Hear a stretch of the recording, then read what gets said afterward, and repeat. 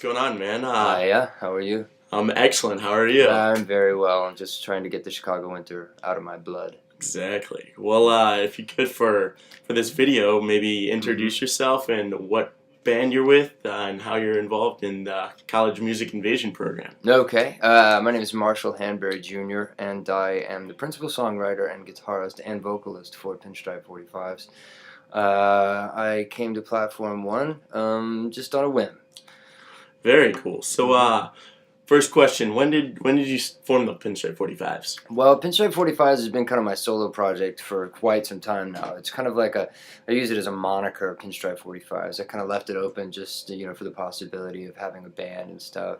But it's mainly just been an avenue for me to write songs and, make albums, make recordings, without having to just say, I do my own thing. I just say, well, it's my band, Pinstripe 45s. People kind of latch onto that a little easier. So, Absolutely. yeah. So where did the name Pinstripe 45s come from?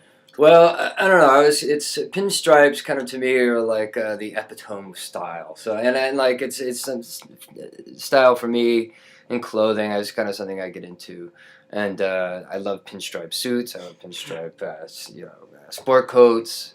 I love pinstripe pants, but they never look good on me. So. And 45s is just a reference to the old vinyl 45s. It's like an old memory of mine. Just to I used to have an old wood paneled stereo, and I would just set up a stack of 45s. And as soon as one song finished, then the stack would miraculously just drop a new one on there. And the whole process has been fascinating to me. Excellent. You are going to be opening for Kings of Leon this coming Saturday. Are you excited for that performance, and are you into Kings of Leon at all? Yeah, I love Kings of Leon. When they first came onto the scene, I was very impressed with their ability to kind of be, not your standard rock band. I was always impressed by their style and the way they conduct themselves, and it's just by sheer force of luck. We've always passed in the night. I worked with Absent Star's first record. We worked with a guy named Jakir King, who has been working with the Kings of Leon for quite some time now, and I just recently did a recording with Jakir King. He's a producer of Pinstripe 45's new project. So we're linked together. I've never met the guys, but I hear they're fantastic folks, and so I'm excited to play a show with them for sure.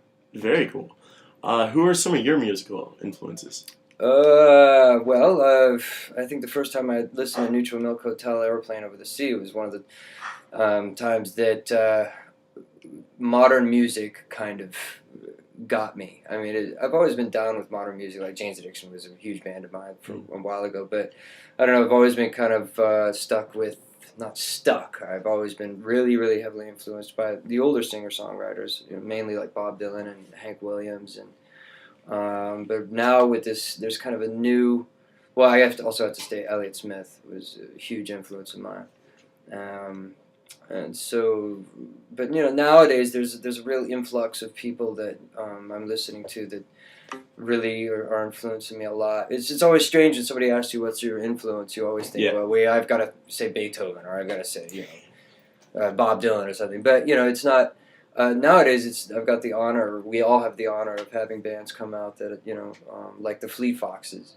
It's a new band that I've been listening to and that I listened to when I was recording some of my stuff recently, and I think that was a huge influence on how things got to tape and how I hope that they're going to be produced in the next year. Are there any other records you're currently listening to? Let's see. I mentioned the Fleet Foxes, which I'm just heavily rotation. Let's see. Well, Goldfrapp, Seventh Tree is a really fantastic record. Let's see. I've been listening to a lot of Andrew Bird. Man, it's times like these where I just wish I had my iTunes up in front of me. Yeah. Archer Pruitt. He's the guitarist for Sea and Cake. He did a wonderful solo record. But sometimes I find myself I have to consciously turn on something new. It's when I kind of spend most of my time on CTA buses, so I don't really get time to just sit down and listen to records. But I'll sit down and pop on a Bob Dylan record, and I'll be like, you really should be listening to something new. But Like old Leadbelly stuff, the Carter Family, Hank Williams. It's a lot of the older stuff that I'm really getting down. And I'd love to say I listen to Airplane Over the Sea a lot, but I've got this real problem that I was going through an intense part of my life when I first turned that on, so I can't go through the whole thing without crying. I mean, I hate to sound like a goofball, but it's one of those records that really hits me. But yeah, let's see. I think that's pretty much it. Very cool. One of the songs that's featured on the compilation, Times Like These, could you maybe give us a little synopsis of what that's about and maybe some history of this song? Excuse me. I'd love to actually, but it is very personal. It's a story that I hope will be told by itself in the lyrics. I've been going through some intense changes in my life in the past year, and if you know me personally, then you know exactly what I'm talking about. But it's one of the things that it's a song that I hope speaks for itself. Mm-hmm. It's just it's a little too personal to really get involved with. Absolutely. So you have the EP out. When could we expect the full-length album? The full-length record. Let's see. Well, I did the EP by myself. That's a fully self-recorded thing.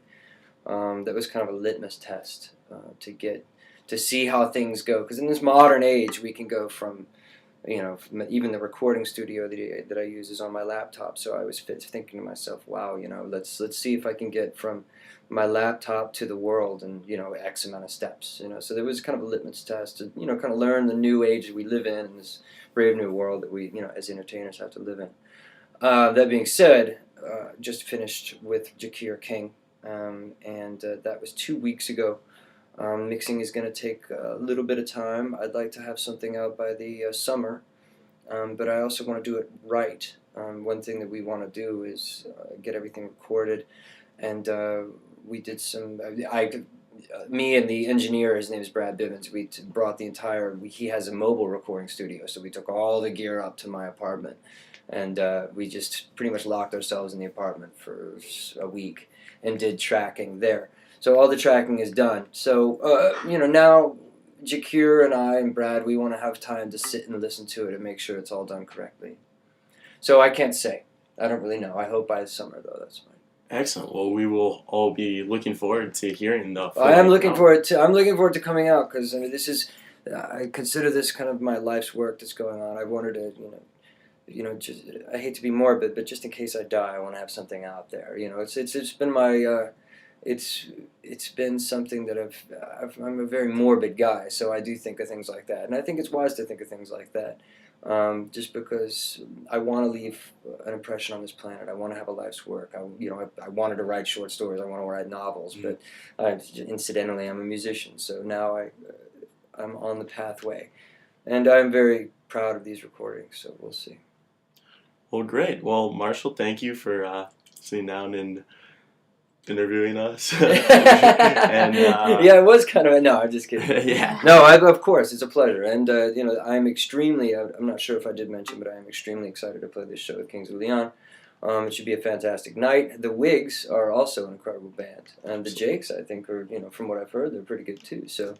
I'm pretty interested to see how you get a group of guys like that. Well, my bass player is named Gina Black, so she's not a guy. Mm-hmm. So she'll be the odd girl out, I suppose. But I'm curious when you get a group of dudes like us and for a benefit such as this one that's coming up.